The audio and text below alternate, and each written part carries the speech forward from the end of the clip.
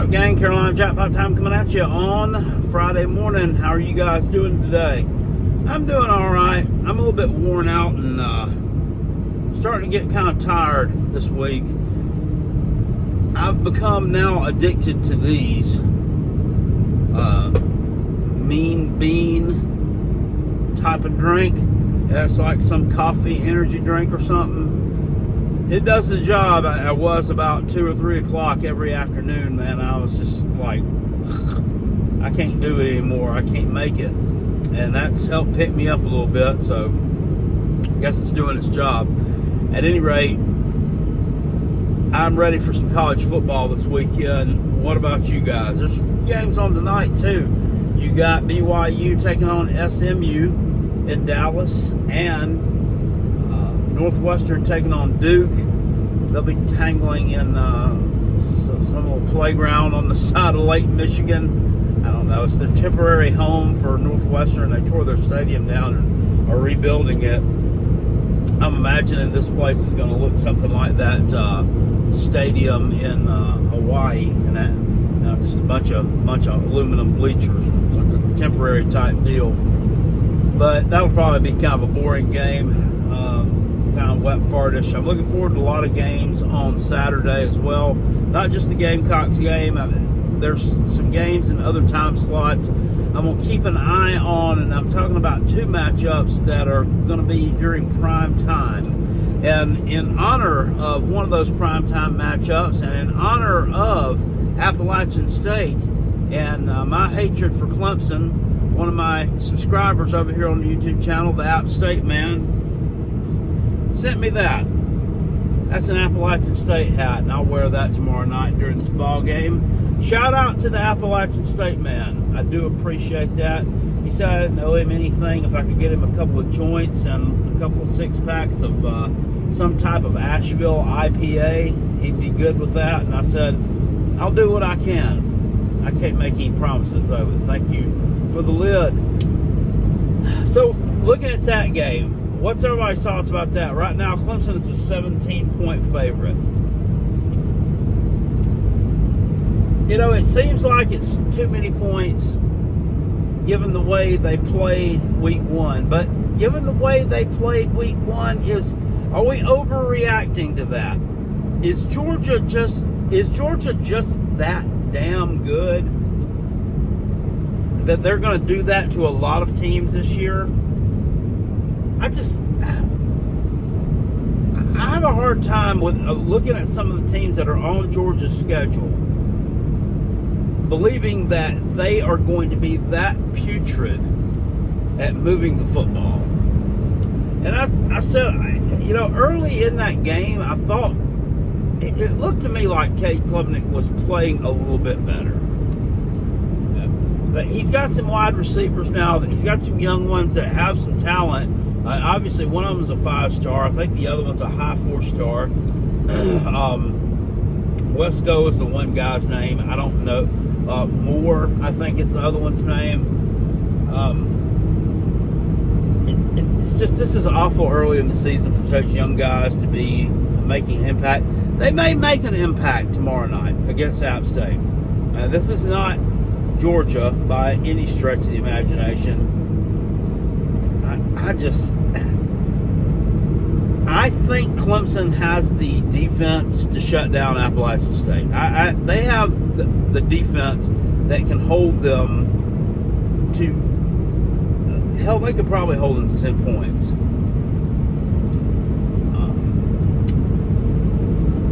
And offensively, I think they've got the talent to cover that number.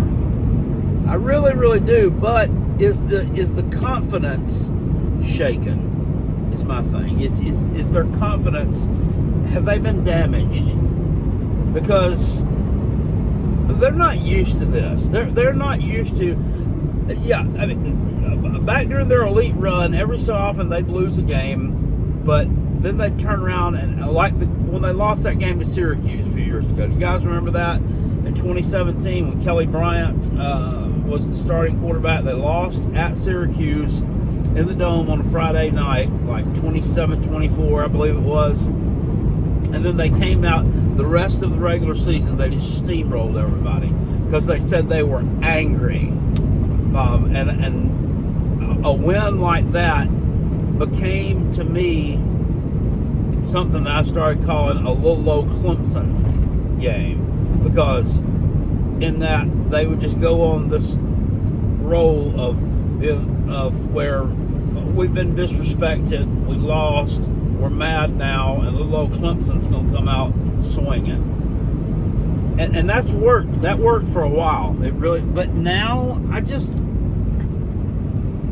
this whole transfer portal thing has got me just wondering. I don't understand how some. I just think this guy. I think that Dabo Swinney is one of those people who just, he knows that he's wrong and that eventually this is going to lead to his demise. But I think he's hoping against hope that somehow or another this is going to work out, not taking transfers and just building his team off high school talent.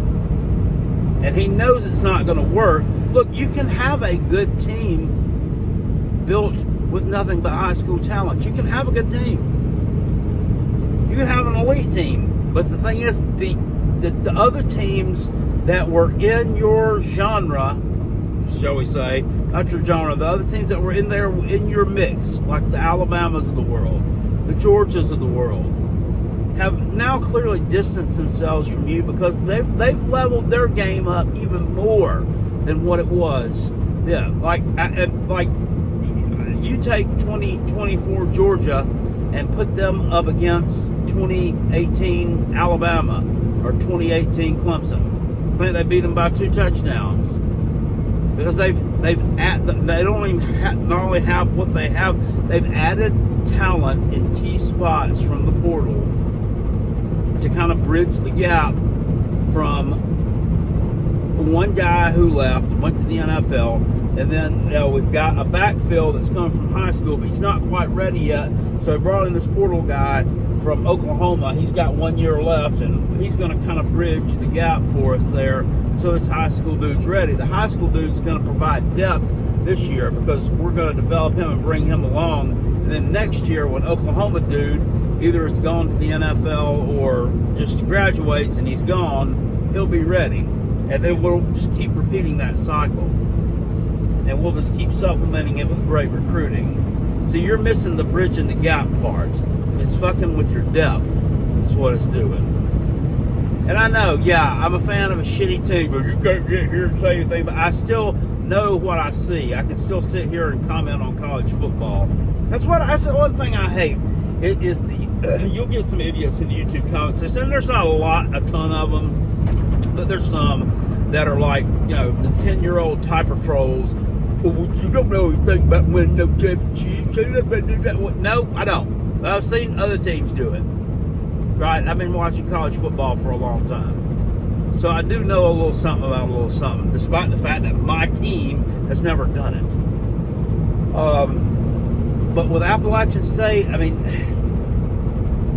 do they really have anything to prove to anybody? I mean, they've went into hostile environments in the ACC and won at North Carolina, I believe twice, maybe it's once. And then they played a crazy game with them last year in Boone. Should have beaten them,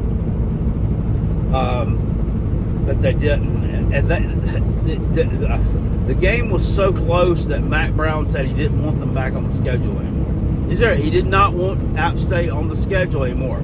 Well, Mac, you ain't going to be around to see him play them the next time anyway. I'm not saying that. You might be around to see it, but you ain't going to be coaching anymore. Because I think this is probably his last year. I think Buddy is going to retire. He looks bad to me. He just looks bad. I mean, they're ho-hum. They're ineffective. But I did take them to cover the spread tomorrow. I laid a decent little chunk of change on that. I think they're going to destroy Charlotte tomorrow with having to lean on nothing but that run game. That quarterback's out, and they got a really, really good running back there in Oak Mary and Hampton. They're going to just destroy the Charlotte 49ers in that. So App State doesn't have a whole lot to prove but they'll still want this win bad. This would be, and I hate to say it, if they won at Clemson, that would be a bigger win than winning at North Carolina, right?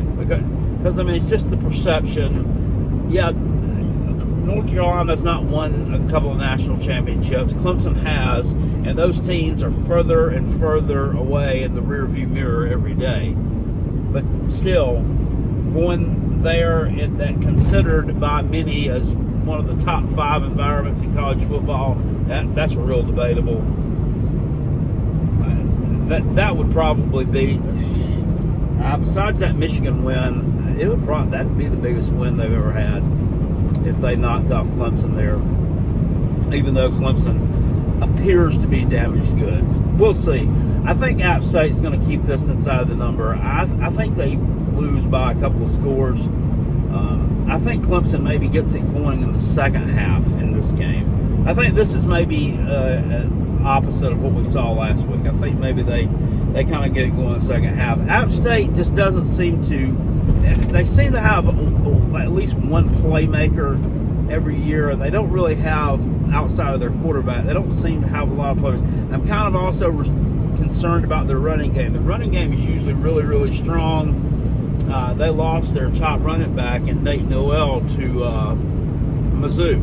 He went to go play for the Dork out there. So, I don't know. They didn't show a lot Saturday. They played East Tennessee State.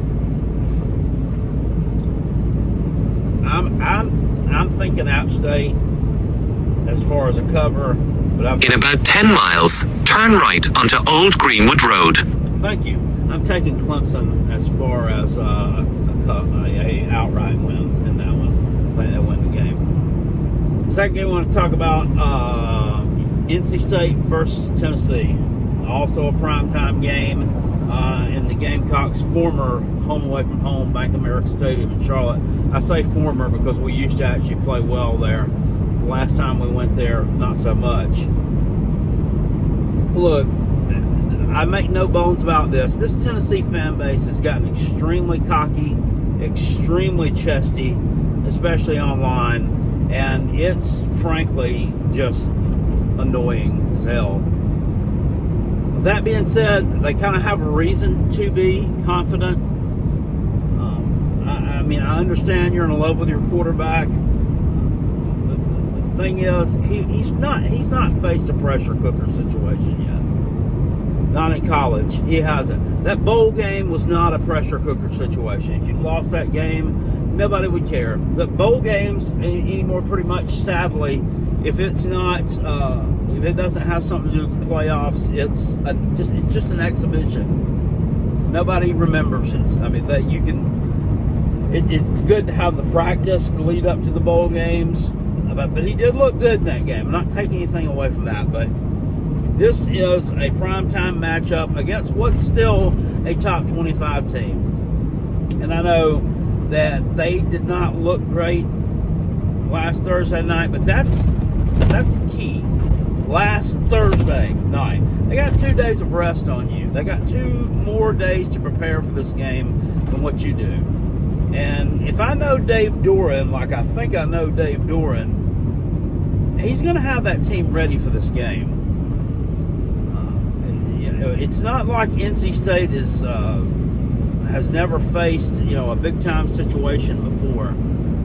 I just worry about with them. I worry about Tennessee coming out fast, getting up 14-0 before there are 5-6 minutes elapsed in the first quarter, and then NC State's just having to play from behind the sticks the entire game, and they're not able to catch up. I think their offense has some explosiveness to it. KC Concepcion is a really good player. Freshman player of the year last year in the ACC, kind of a Swiss Army knife type of receiver, kind of a do everything type of player. So, I could see him factoring in on an explosive player too. Unfortunately, here I think Tennessee has the quarterback edge. Much as I hate to say that, Because you know why? It's not like I'm dogging this kid out. I don't. He would be much, much, much more palatable if it didn't come with all the hoopla, the hype, and the BS around it that you people generate. You people are the ones who make people dislike this young man and not wish the best for him. It's you people. It's not anything that he's doing. And when I say you people, I'm talking about the ones that we refer to as Voltards, the ones who say we're back, we're winning a national championship this year, he's winning the Heisman this year, yada yada yada. It's not the entire fan base. It's a smaller segment of the fan base, and most of it can be found on the internet. But oftentimes the bad apples in a fan base tend to trump out, or snuff out, I guess I should say. Shouldn't use the word Trump right now, should I? I might offend somebody. They seem to snuff out the good folks in each fan base. I mean, even Clemson has good people in the fan base. My podcast partner, Rob Sanders, definitely not one of them. He's been wearing a Kentucky hat on his head. Somebody does something, get that pile of shit off the top of his head. It's going to stain it. So Tennessee is a very, very, very heavy public favorite in this game. And oftentimes you see that backfire. I mean, it's so much. It's like 94% of the public bet right now, I think, is on them. And like 98% of it on the money line. I mean, I really think, I don't know. I think the brakes need to be pumped a little bit. Yeah, you destroyed UT Chattanooga. Somebody's told me, Chattanooga's picked to win the Southern Conference. Okay, well, Florida State's picked to win the ACC. How's that working out right there for them? Not too well. So I don't know that UT Chattanooga is a good team in the Southern Conference or not. I guess we'll see. We'll find out about it. I don't watch a lot of Southern Conference football. It's hard to keep up with all of it, but I don't know. I'm leaning here towards a Tennessee cover in this game.